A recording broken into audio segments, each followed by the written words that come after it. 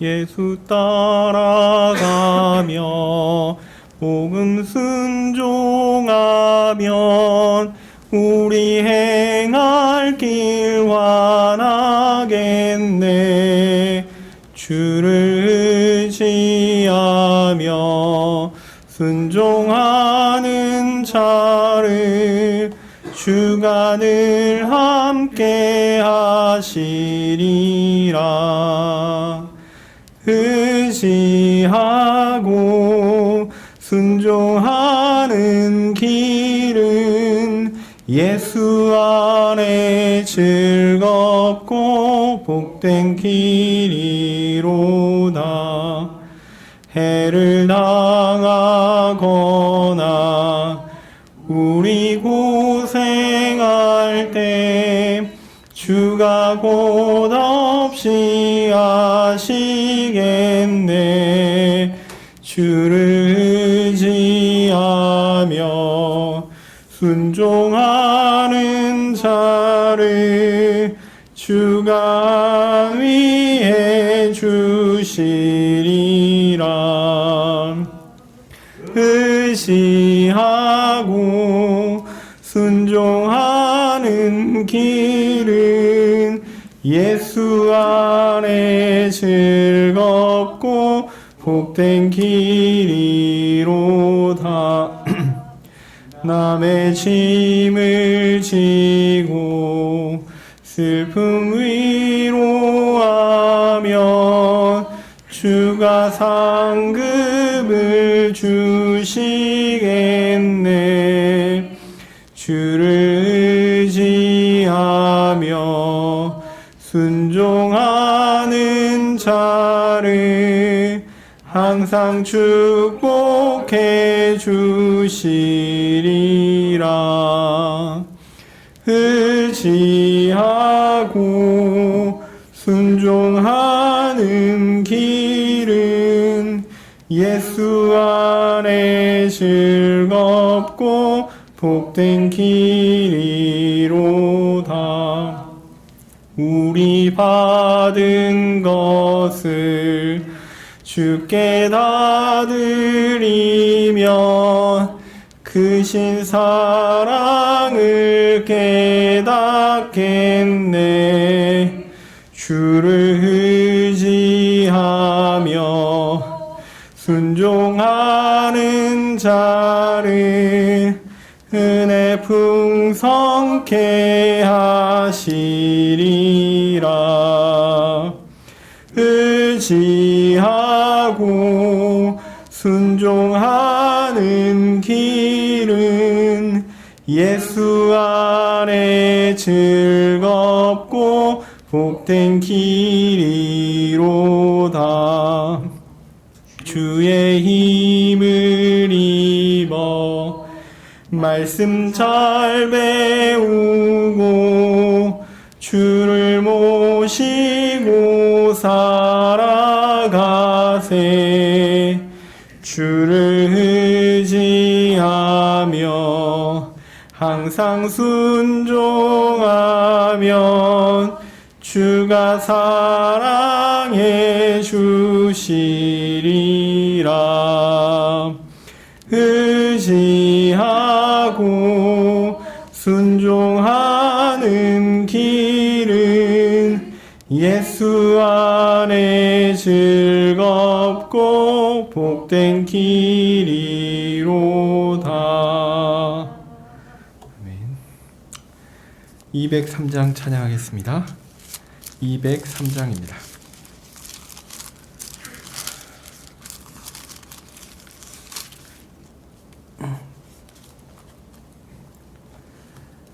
나 행한 것으로 구원을 못 얻고 이 육신 힘껏 했어도 죄 씻지 못하네. 나 혼자 힘으로 내 주를 못 뵙고 가여 울어도 내 짐을 못 벗네. 주 예수 공로만 내 짐을 벗기며 주 예수 흘린 피로써 나 평화 얻겠네. 주 예수 사랑이 내 근심 쫓으며 내 병든 영혼 고치사 참 자유 주시네. 주님께 또 찬양 드리며 그 거룩하신 사랑을 늘 바라봅니다. 내 모든 근심과 내 모든 두려움 주 묻히셨던 무덤에 다 묻어버리네. 은혜의 하나님 나 의지합니다. 주 예수 나를 부르사 자녀로 삼았네. 그 사랑 크시니 나 주를 기리고 주 다시 사시었으니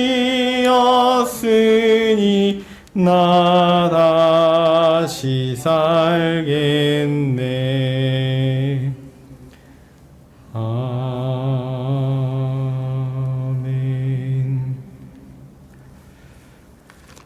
찬송가 410장 한 장 더 찬양하겠습니다. 410장입니다.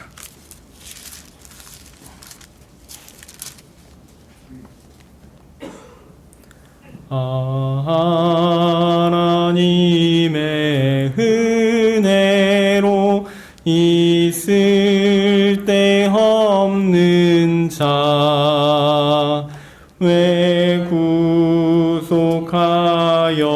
주는지 난 알 수 없도다.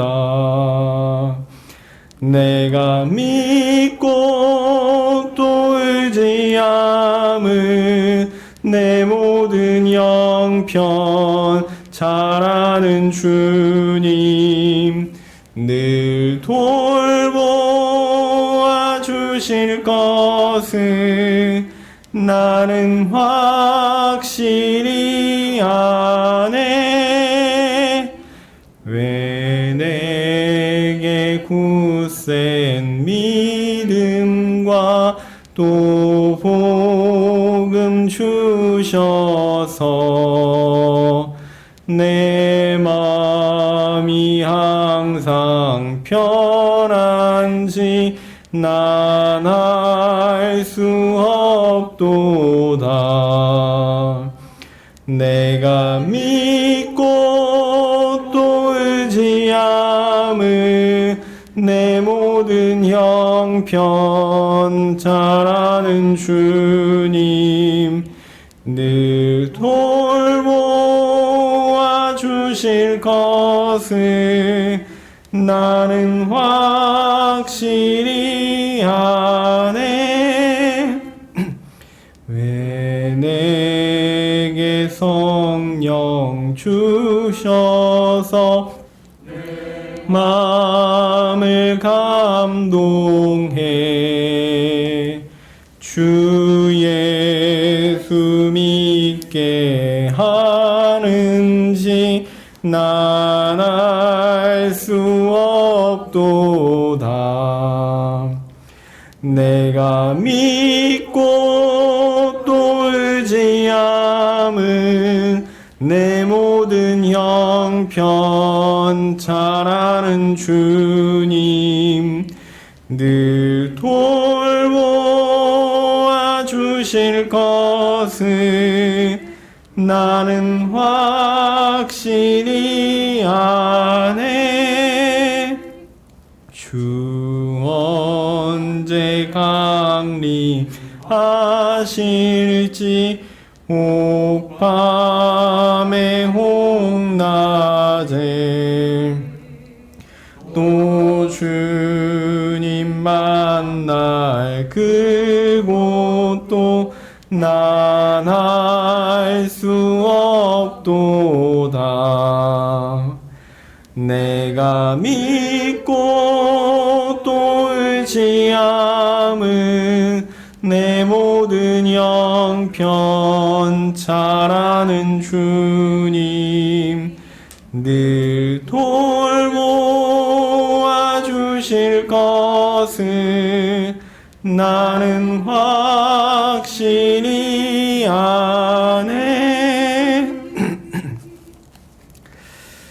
사도신경으로 우리의 신앙을 고백하겠습니다. 전능하사 천지를 만드신 하나님 아버지를 내가 믿사오며 그 외아들 우리 주 예수 그리스도를 믿사오니 이는 성령으로 잉태하사 동정녀 마리아에게 나시고 본디오 빌라도에게 고난을 받으사 십자가에 못 박혀 죽으시고 장사한 지 사흘 만에 죽은 자 가운데서 다시 살아나시며 하늘에 오르사 전능하신 하나님 우편에 앉아 계시다가 저리로서 산자와 죽은 자를 심판하러 오시리라. 성령을 믿사오며 거룩한 공회와 성도가 서로 교통하는 것과 죄를 사하여 주시는 것과 몸이 다시 사는 것과 영원히 사는 것을 믿사옵나이다. 아멘. 네, 주님, 우리가 주의 은혜가 아니고서는 하루도 살 수 없고 주께서 우리를 붙들지 않으시면 감히 주의 백성이라 이야기할 수 없는 자임을 주께 고백하오니 주여 우리를 더욱 붙드시고 우리와 함께 하사 우리의 모든 것들을 다 보살펴 주시옵소서. 하나님의 은혜가 아니고서는 우리가 어떻게 살 수 있으며 하나님의 도우심이 아니고서는 어떻게 하나님 앞에 붙어 있을 수 있습니까? 주님, 주의 은혜를 구합니다. 주의 말씀을 듣고자 이곳에 왔습니다. 이곳에 와서 주의 말씀을 들려주시고 주께서 계획하신 대로 주께서 뜻하신 대로 우리의 마음판에 하나님의 말씀이 잘 새겨져 우리의 영혼이 참으로 하나님 말씀으로 인해 평안을 얻고 위로를 얻으며 힘을 얻어 하나님 앞에 강건하게 살 수 있게 도와주시옵소서. 주의 은혜를 구합니다. 예수님의 이름으로 기도합니다. 아멘. 네, 오늘 말씀은 사무엘하 6장 11절에서 15절입니다. 사무엘하 6장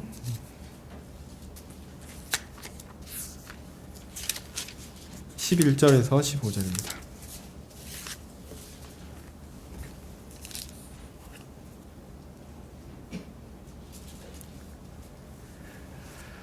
찾으신 줄 알고 제가 읽겠습니다.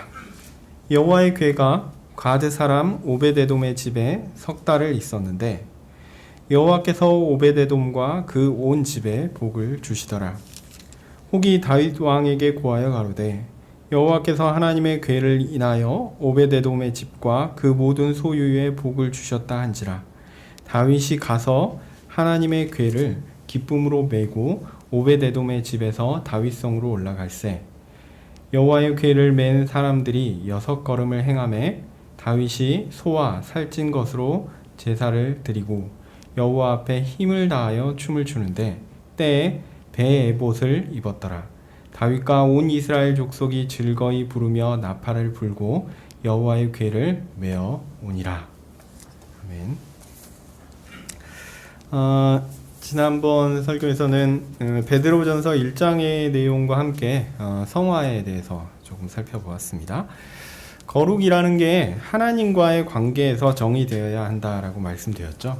그래서 어떤 의미에서는 좀 추상적일 수 있는 좀 일반적인 정의로 거룩을 말씀드리면 하나님의 정하신 기준대로 하나님의 말씀대로 살아가는 것이 거룩이다, 이렇게 말씀드릴 수 있겠습니다.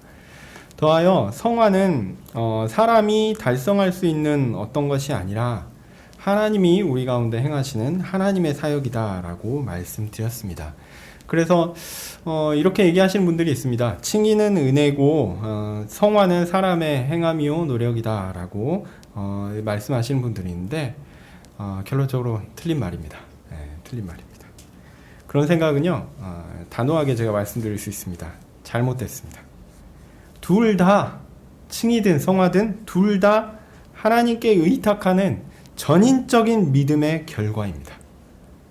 우리가 오로지 예수 그리스도만 믿습니다. 오로지 우리가 그리스도만 의지합니다. 이거거든요.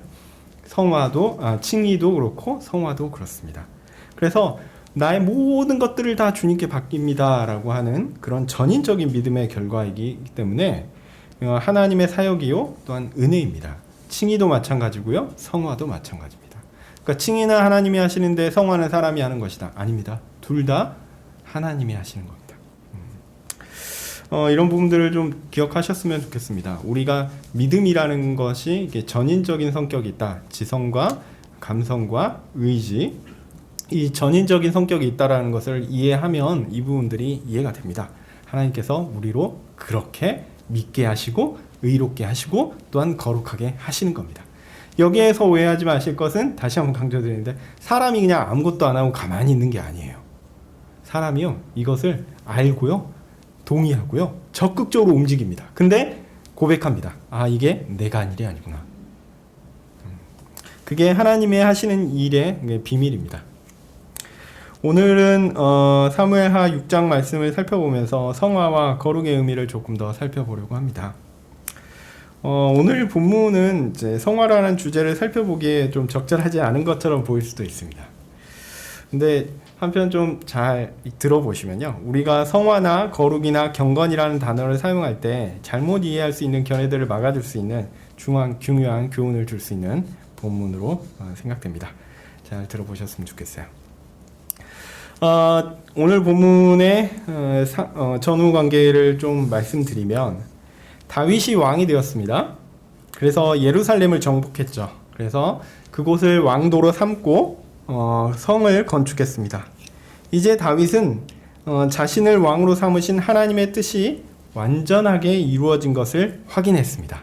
그리고 감사했고요. 그래서 하나님께서 내 가운데 완전한 하나님 나라를 세우시는 그 약속을 이루시나 보다.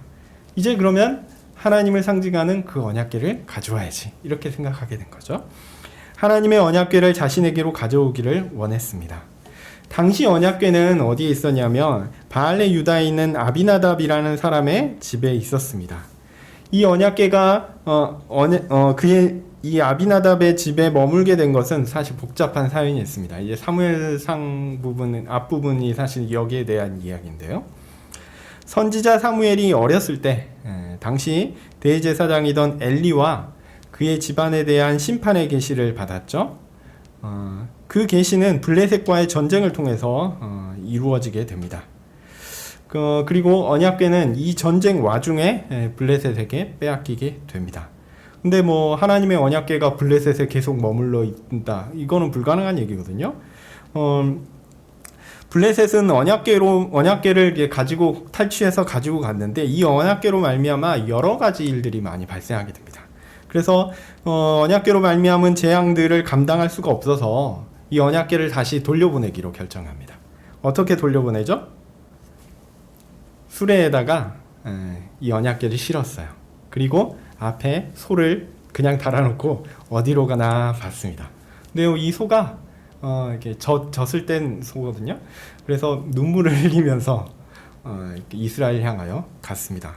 그래서 이 언약궤로 말미암은 재앙이 진짜였구나. 우리가 다시는 저 언약궤하고 관련된 일을 하면 안 되겠구나. 블레셋에 큰 교훈을 주었죠. 네, 그렇게 언약궤가 다시 이스라엘로 돌아왔습니다. 그런데 그 후에도 이제 언약궤를 보관하는 마을에서 여러 가지 일들이 또 발생했어요. 언약궤 뚜껑을 열어보기도 하고, 그래서 사람이 죽기도 하고, 뭐 이런 우여곡절들이 있었고요. 결국 아비나답이라는 사람의 집에 언약궤가 머물게 되었습니다. 그리고 아비나답의 아들인 엘리야살이 이 언약궤를 지키는 사람으로, 아비나답이 아무래도 좀 가장으로서 네가 그럼 지켜라 이렇게 임무를 준 것 같아요.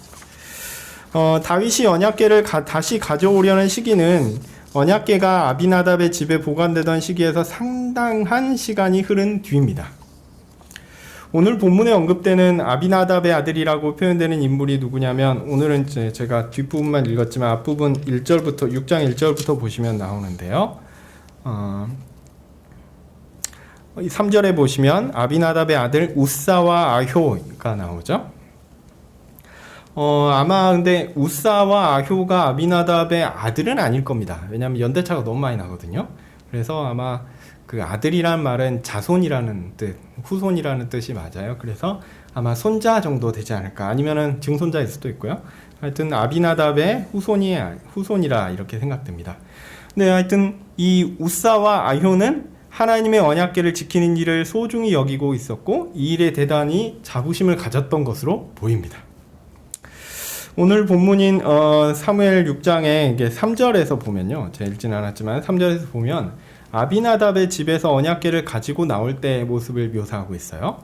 우사와 아효가 수레를 몰았다고 되어 있습니다. 그래서 아효는 앞에 서고요, 그 다음에 우사가 뒤를 지킨 것 같아요. 아마 언약궤가 자신의 집에 머물렀을 때도 이 아효와 우사가 아마 번갈아 가면서 하든지 극진히 경호하면서 이 언약궤를 지키지 않았을까 생각됩니다. 사무엘이 어렸을 때 언약궤가 실로에서 나왔죠. 그리고 사울의 통치 시대가 지나갔습니다. 그리고 다윗이 왕이 된 이후에도 어느 정도의 시간이 또 흘렀어요. 그러니까 제 생각에는 한 70년 좀 넘지 않았을까 생각이 드는데요. 약 70년 가까운 시간 동안 이 아비나답의 집에 언약궤가 머물러 있었던 겁니다. 그들은 자신의 집에 언약궤가 있었다라는 것을 자랑스럽게 생각하며 사명감을 가지고 지키고 있었던 것 같습니다. 이제 언약궤가 다시 이스라엘의 중심지, 새로운 왕의 도시 예루살렘으로 가려고 할 때 너무나 당연하게, 또한 매번 해왔던 것처럼 언약궤를 지키는 역할을 우사와 아효가 한 거죠. 그래서 수레의 앞과 뒤에 서서 지키면서 당당하게 갔습니다. 자, 이런 아효와 우사의 행위에 어떤 문제점이 있습니까? 이들의 어떤 동기, 그러니까 아효와 우사의 어떤 언약궤를 지키고자 하는 그런 행위에 있어서, 동기에 있어서도 어떤 불의가 있습니까? 제가 볼 때 크게 문제될 것은 보이지 않습니다. 오늘 본문에도 그런 얘기는 전혀 나오지 않습니다. 우리는 오늘 본문 6절에서 8절을 통해 보듯이, 이건 유명한 사건이니까 들어서 아시리라 생각하는데요. 6절에서 8절 보면 우사가 사망합니다. 요걸 나르다가요. 그래서 베레스 우사를 치셨다, 우사가 하나님의 진노로 사망했다라는 유명한 사건이 이후에 나옵니다. 이 사건은 너무 유명해서 전후 맥락과 상관없이 많은 사람들이 이 우사의 죽음의 원인은 뭘까, 이런 것 가지고 추측을 하곤 합니다. 그 중에 하나를 소개하면, 하나님께서 우사를 치셨으니까 우사가 뭔가 잘못한 것이 있다, 그게 분명하다, 우사가 죽은 것은 우사의 어떤 잘못 때문이다 라고 생각하기도 합니다. 언약궤가 너무 익숙해서 가볍게 여겼거나, 왜냐하면 언약궤가 아마 우사가 젊은 사람이었다고 하면 태어나기 전부터 있었던 거예요. 자기 집에 일종의 갑옷처럼 가족들이 맨날 지켜야 되는 그런, 아주 집에서 제일 중요한 곳에 제일 중요한 물품으로 누구도 접근하지 못하게 하고, 그 다음에 누구도 손대지 못하게 하면서, 그 다음에 뭐 제 생각에 닦았을지 안 닦았을지 그거는 확신이 없는데, 어쨌든 보배처럼 이렇게 누구도 접근하지 못하게 지켜야 되는 그런 의무, 가족의 의무로서 그들이 했을 거거든요. 근데 그런데 너무 익숙하니까 혹시 그 일을 가볍게 여겨서 혹시 만져봤다거나 아니면 우사가 어떤 다른 잘못을 하지 않았을까 이런 생각을 하기도 합니다. 네. 아니면 언약궤를 지키는 자신의 일이 너무 소중하니까 동네반대 다니면서 내가 하나님의 언약궤를 지키는 사람이야 라고 하면서 잘난 체하고 다른 사람 앞에 교만하게 뻐기고 다녔거나 그래서 우사는 교만했을 거다 이런 추측을 하기도 합니다. 그러니까 우사의 사망 사건은 우사의 잘못 때문이다 라는 것이죠. 이런 견해가 있습니다. 그런데 이런 견해가 옳다면 아마도 우리는 천국에서 우사를 만나지 못할 가능성이 높겠죠. 그런데 한편 달리 생각해 볼 수는 없을까?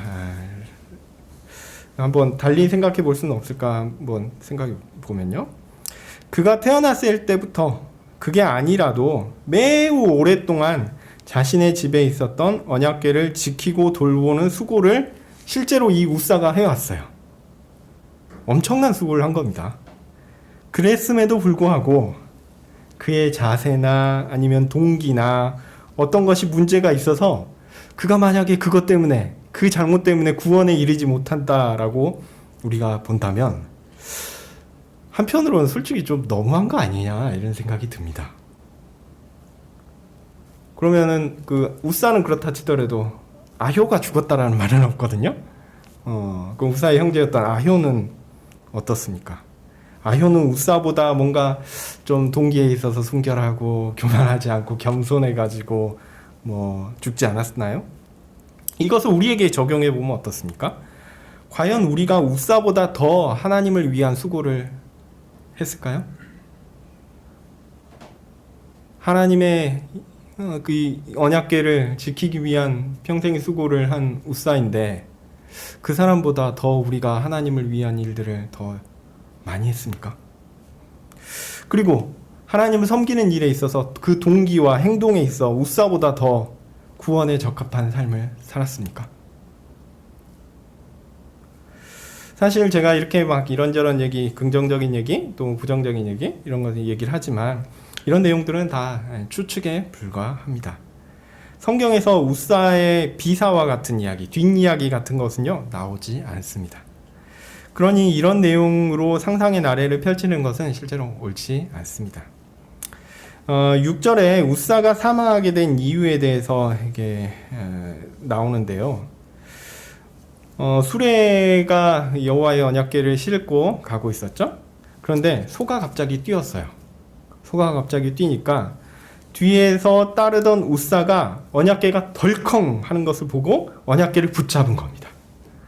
7절에서 우사의 그 행위는 잘못된 것이었고 하나님께서 그 때문에 그에게 진노하셔서 죽게 되었다라고 진짜 무미건조하게 진술하고 있어요.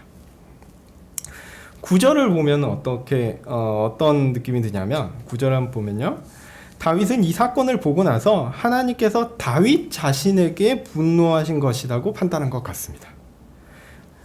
다윗이 언약궤를 자신에게로 옮기는 것을 하나님께서 싫어하신 것 아닌가, 그것 때문에 우사를 죽게 하신 것 아닌가 이렇게 생각한 것이죠. 다윗은 우사의 잘못이 아니라 오히려 자신의 판단 잘못이 원인이다라고 생각한 것입니다. 어쨌든 이 사건이 있고 나서 다윗은 언약궤를 실어올 엄두를 내지 못합니다. 그렇다고 다시 아미나답의 집으로 가져갈 수는 없죠. 우사가 죽었잖아요. 이거는 우사가 뭔가 잘못한 거나 아니면 우사의 죄가 있을 수 있으니까 아미나답의 집으로 다시 갈 수도 없습니다. 결국 또 무섭기도 하고요. 또 누가 죽을지 어떻게 합니까? 그래서 이 사건의 원인이 무엇인지 이때까지 잘 알지 못했던 것 같습니다. 그래서 뒤에 12절에 언약궤를 임시로 보관하기로 했던 집이 어디냐면 오베데돔의 집이죠. 근데 12절에 보면 이 오베데돔의 집이 많은 복을 받고 그 많은 복을 받습니다.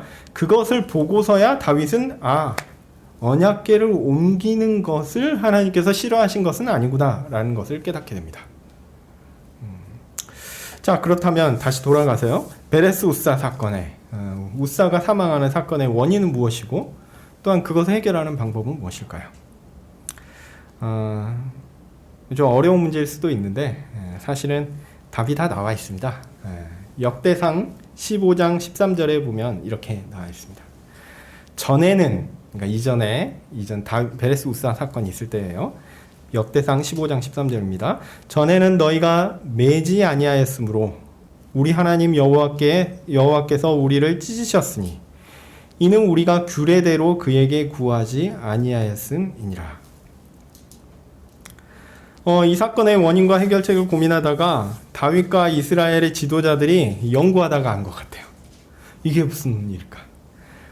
무슨 일이 원인이었죠? 바로 하나님께서 언약궤의 이동과 관련하여 정하신 하나님 말씀에 따른 규례가 있는 거죠. 그 규례대로 시행하지 않은 것이 이 사건의 원인이 되었습니다. 그러므로 우사가 사망한 거는요, 우사의 평소의 행실이나 그의 동기나 아니면 그가 잘못 행한 어떤 그런 것 때문이 아니었습니다. 하나님께서 언약궤를 옮기는데 규례를 이미 정하셨어요. 근데요, 그 규례를, 그 정한 것을 지키지 않은 것에 대한 하나님의 벌이었던 것이죠. 저는 개인적으로 우사가 비록 하나님의 진노로 인해서 사망했다고 하지만 그가 사망했다라는 것이 우사는 천국에 있지 않는다, 이것을 의미하지는 않는다, 구원받지 못한다, 이것의 증거라고 보지는 않습니다. 언약궤를 새 수레에 실어서 운반하는 것은 우사를 비롯한 아비나답의 집 안에서 할 수 있는 최선이었어요. 자신의 집에 들어올 때도 아마 이렇게 수레에 실어서 들어왔을 겁니다. 그들은 그들이 레위인들에게 주어지는 규례를 알지 못한 것은 어떤 의미에서는 그들의 잘못이 아닙니다. 그들이 규례를 배우지 못한 것을 그들의 잘못이다라고 이야기한다면 언약궤가 그들의 집에 온 것 자체가 사실은 그들에게 축복이 아니고요, 저주가 될 수 있습니다. 하나님의 언약궤를 어떻게 집에 그냥 보관을 해요?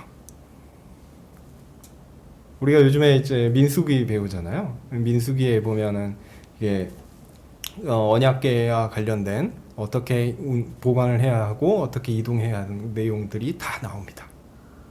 근데 솔직히 아비나답의 집에서 그런 일들을 알고 그것대로 다 보관했을까요? 아니었을 거거든요. 그러니까 언약궤가 그 집에 왔다라는 것으로치 그 집에 왔는데 그 행한 규례대로 했어야 하는데 알지 못했어요. 아비나답 집이 알지 못했기 때문에 알지 못했기 때문에 그들에게 왔을 때 잘못 행한 것에 대한 처벌을 받는다면 언약궤가 온 것 자체가 그들에게 저주가 되는 겁니다. 오베데돔도 마찬가지입니다. 오베데돔의 집에 갔을 때도 민수기에서 나온 대로 그렇게 정확하게 규례에 맞게끔 그 보관이 되었을까요? 저는 그렇게 보지 않거든요. 그런데 오베데돔의 집은 어떻게 했습니까? 축복을 받았어요.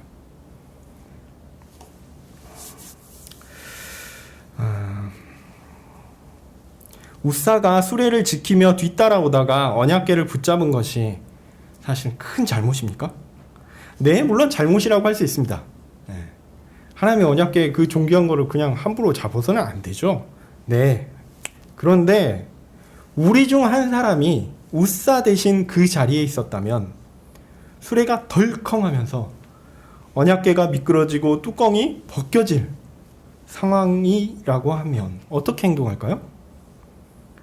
그냥 하나님의 언약궤이니 하나님이 알아서 하시겠지라고 하면서 뒷짐지고 그냥 천연덕스럽게 뚜껑이 벗겨졌네? 열려버렸네? 그렇게 말하고 있겠습니까?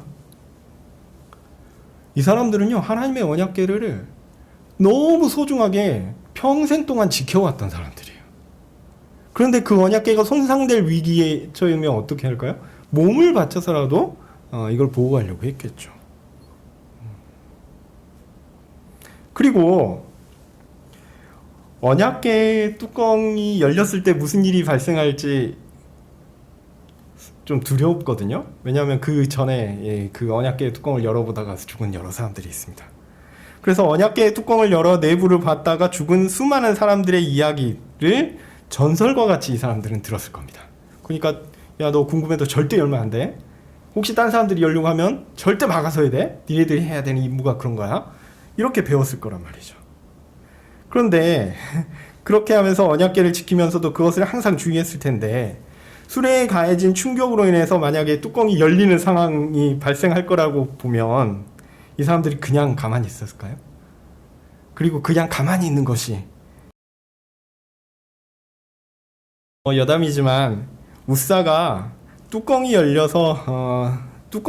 때 발생할 수 있는 수많은 사람들의 어떤 죽음, 이것을 막는 순교적인 행위를 한 것은 아닙니까? 이건 농담을 하는 얘기지만, 왜냐하면 뚜껑이 열려서 사람들이 그 안에 혹시 이게 뭐가 있지? 보다가 하나님을 노하게 해서 수많은 사람들이 죽었잖아요. 그 역사가 오히려 되풀이되지 않게끔 우사가 막은 건 아닙니까? 하여튼 제가 말씀드리고자 하는 것은 우사를 너무 정죄하지 않으셨으면 좋겠습니다.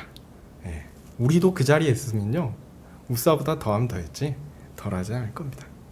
하여튼 이렇게 우사의 죽음의 원인을 우사 개인에게 찾는 것은 마치 욥이 당하는 온갖 저주의 원인을 욥의 행실에서 찾는 것과 별반 다르지 않습니다.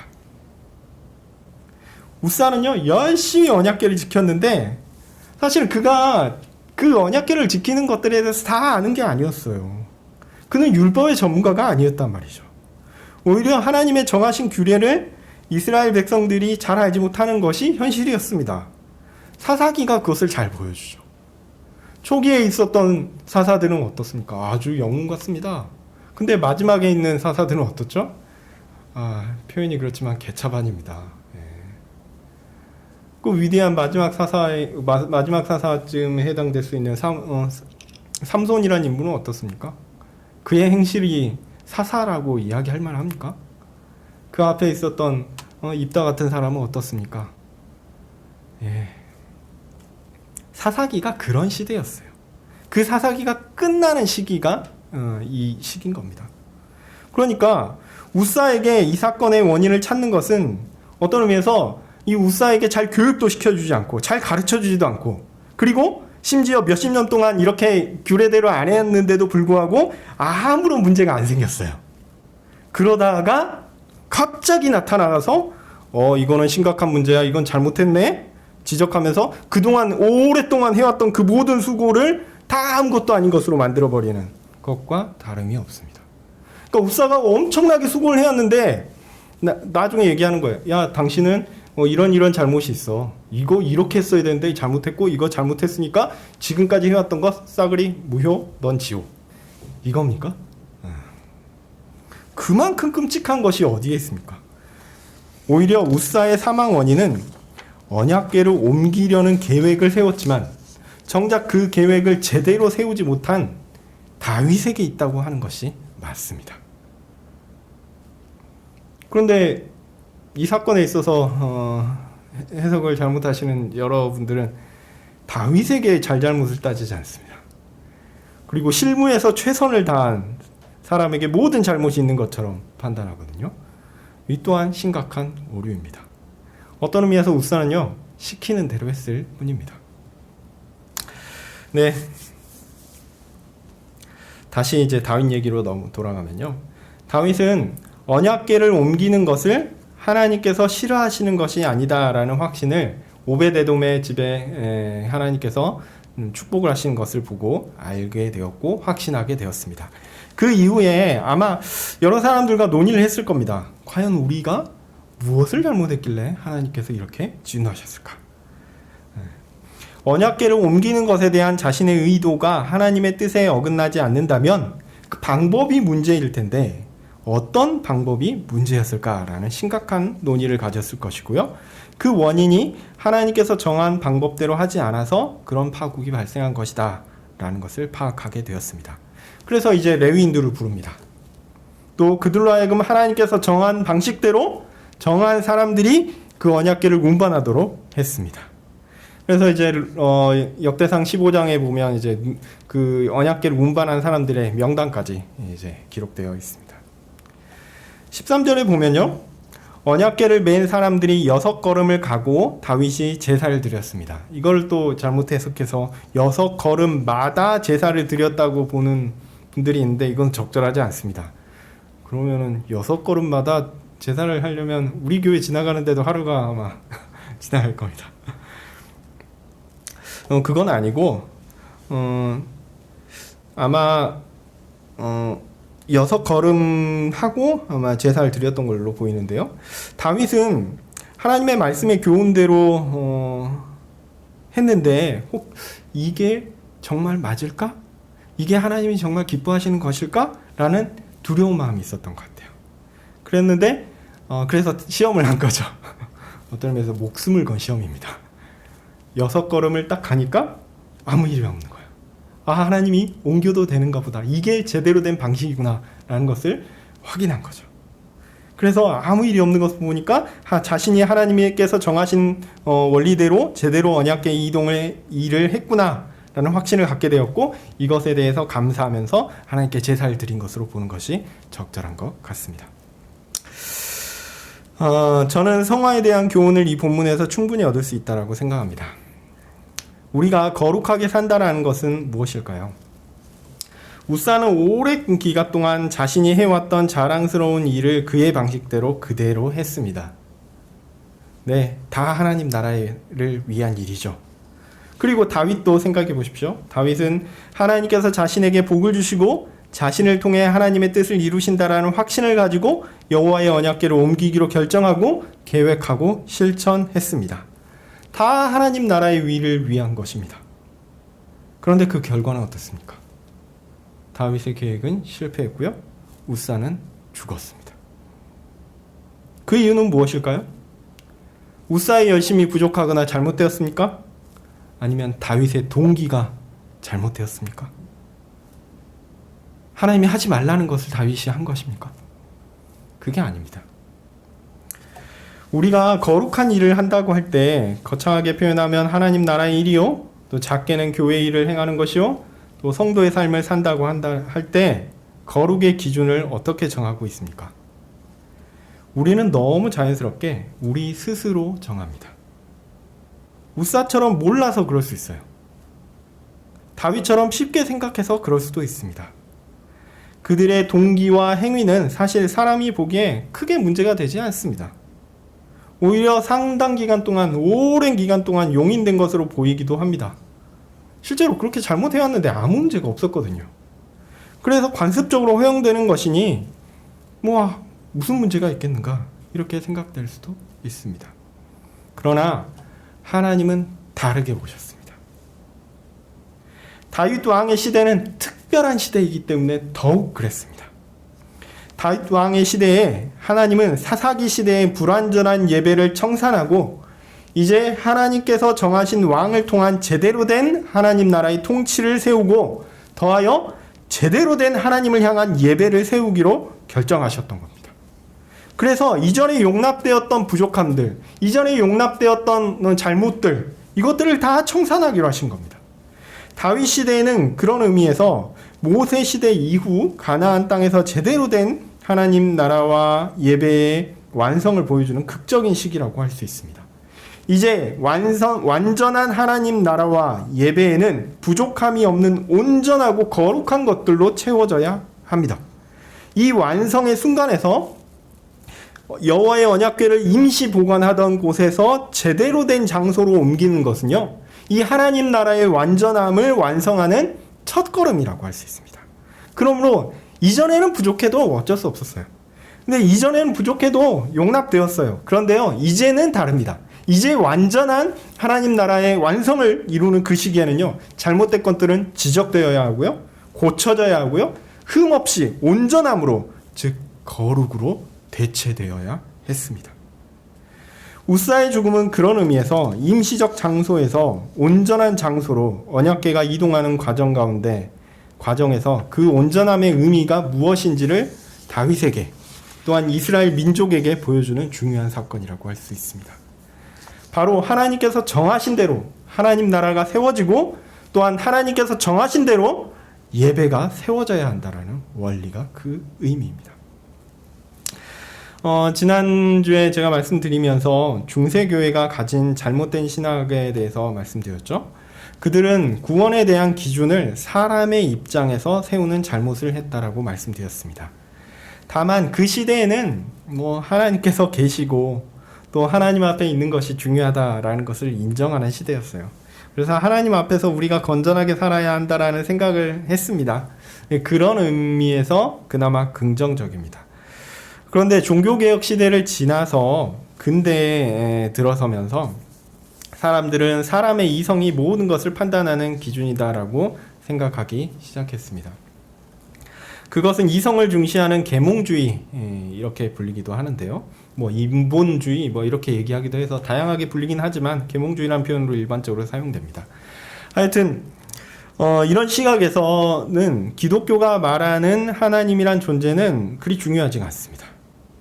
솔직히 하나님은 초월적 존재, 그러니까 초월이라는 것은 인간을 넘어서는다라는 의미거든요.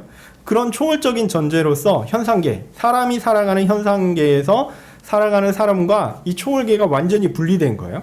그래서 그 초월계에 계신 하나님은 현상계에 있는 우리와 관계할 수 없는 분으로 치부하기에 이르렀습니다.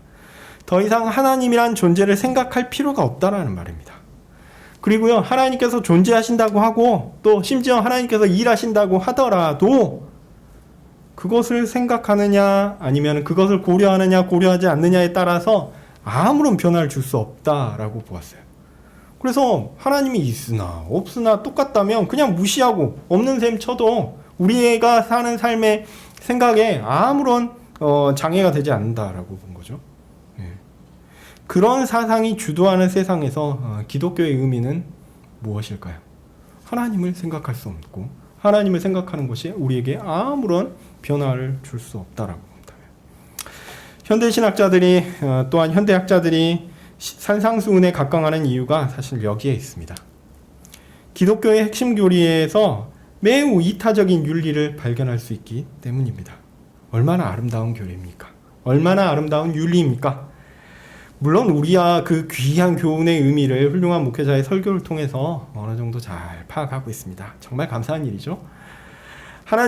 그런데 하나님이 우리와 별 상관이 없다라고 생각하는 사람들에게 예수님의 가치는 뭡니까? 그죠? 비폭력적인 사랑의 선구자일 뿐입니다. 사랑이 중요하다고 가르치는 사람들 중에 예수님이 하나님일 필요가 없는 사람들이 너무 많아요. 그들에게 있어서 예수님은 하나님일 이유가 없습니다. 그러니까 그들에게 예수님은 하나님일 필요가 없어요. 또 하나님이면 안 됩니다. 안 돼요. 그들에게 예수님은 인간으로서 우리의 삶의 가치를 알려주는 분일 뿐입니다. 더 나은 사람으로서의 삶, 더 뛰어난 사람의 가치를 보여주는 것이 예수님의 의미입니다. 그래서 예수님이 하나님이면 안 돼요. 왜냐하면 예수님이 만약 하나님이면 인간으로서의 가치보다 넘어서는 다른 존재의 가치를 얘기하는 거잖아요. 그래서 사람이 생각하고 판단하고 추구하는 것의 극치를 예수님을 통하여 보는 겁니다. 그런 의미에서 이제 예수님을 4대 성인 중 한 명이다 이렇게 이야기하기도 합니다. 이런 중세교회의 모습이나 이러한 그 중세교회의 모습이나 아니면은 말씀드렸던 근대 계몽주의 신학의 윤리적인 성격은 사실 우리에게도 낯선 것은 아닙니다. 우리는 이런 모습을 오늘 본문에서도 찾을 수 있기 때문입니다. 하나님 나라를 위해 좋은 것은 무엇일까? 열심히 고민하죠? 그 고민이 나쁜 것입니까? 아닙니다. 좋은 것입니다. 아니요, 꼭 있어야 되는 거예요. 그런데 정작 문제는 그런 고민이 좋은 것이라고 하더라도 그 방식이나 수단이나 모든 것이 다 하나님께서 정하신 대로 해야 한다는 것입니다. 그런데 중세에 있었던 사람이나 아니면 근대에 있던 사람들이나 어떻죠? 사람이 생각하기에 좋은 것, 사람이 생각하기에 이것이 맞다라고 생각한 정답, 거기에 머무르고 있다는 거죠. 우리도 똑같습니다.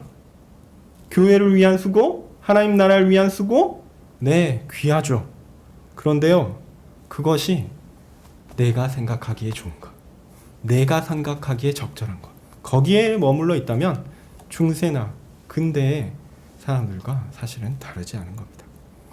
하나님께서 원하시는 것을 하나님께서 원하시는 때에 하나님께서 정하신 방식대로 해야 합니다. 그 수단과 결과 모두 하나님께서 정하시고 원하시는 대로 될 것입니다. 그것이 거룩입니다. 뭐 이렇게 말하면 사람 뭐냐라고 삐지시는 분들이 있어요. 그것은 하나님께서 어떤 분이신지 또한 어떻게 일하는지 잘 몰라서 그렇습니다.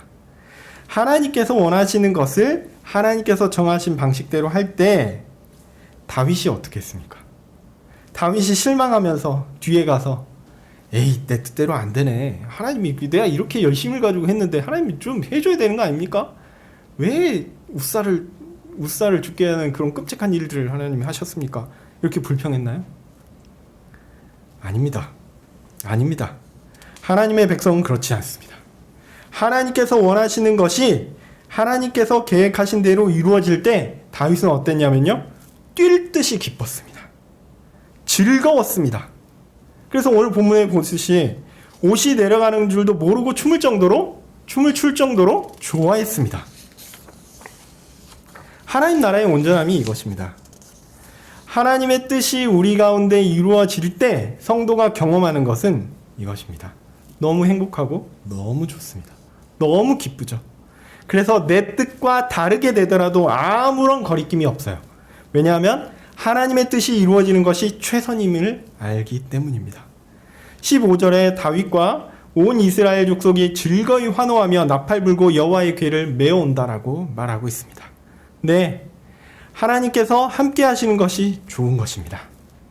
하나님께서 우리 가운데 은혜를 베푸시는 것이 좋은 것입니다. 하나님의 뜻이 우리 가운데 이루어지는 것이 너무 기쁜 것입니다. 이렇게 사람의 방식이 아니라 사람이 정하고 사람이 고민하는 방식이 아니라 하나님이 정하신 방식대로 하나님의 뜻이 이루어지는 것이 가장 거룩한 것입니다. 다윗은 자신이 하나님께서 정하신 대로 했고 자신이 하나님의 뜻대로 행하였다라는 것이 확인되는 순간 그 6걸음 갔을 때 아무 일이 발생하지 않았을 때 너무 기뻤을 거예요. 그 순간 너무 기쁘고 행복하고 하나님께 감사, 찬양, 제사를 드렸던 것입니다. 성화는 사실 우리에게 어떻게 인식되고 있냐면 구체적인 어떤 삶의 변화를 가져오는 것이다 라고 생각되어집니다. 그래서 성화되었다라고 하면 무엇인가 우리 안에 어떤 변화가 있어야 된다라고 생각하는 것이 보통입니다. 그런데 그 변화 자체도 사람이 생각하는 외적 행위의 변화와는 좀 다릅니다. 사람의 선호가 우선 바뀌기 때문입니다. 이전에는 내가 원하는 것이 내가 원하는 대로 되지 않으면 어떻게 됩니까?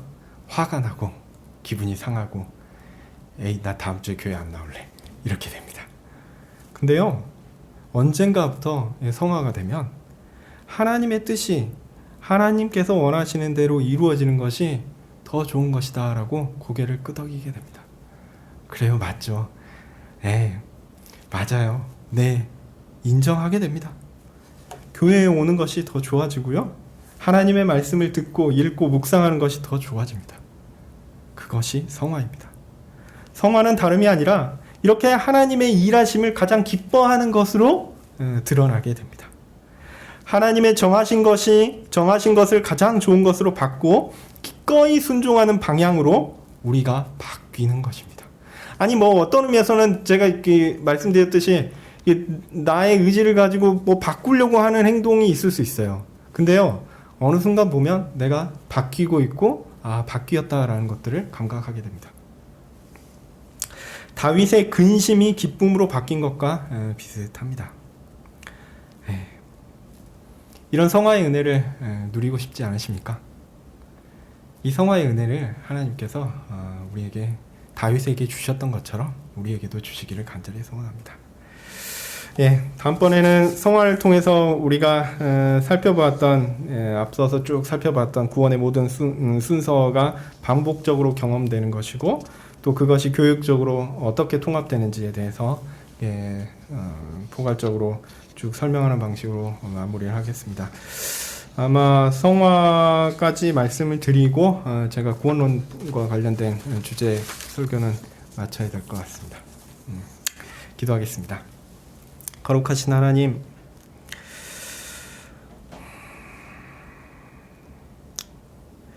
하나님의 뜻이 이루어지는 것이 우리 안에 정말 기쁨이 되게 해 주시옵소서.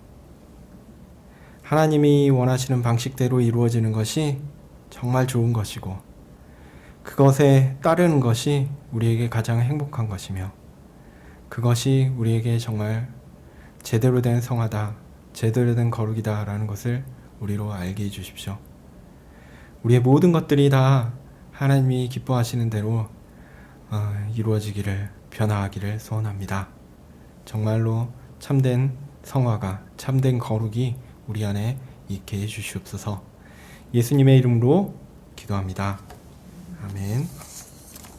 하늘에 계신 우리 아버지여, 이름이 거룩히 여김을 받으시오며 나라의 마옵시며 뜻이 하늘에서 이룬 것 같이 땅에서도 이루어지이다.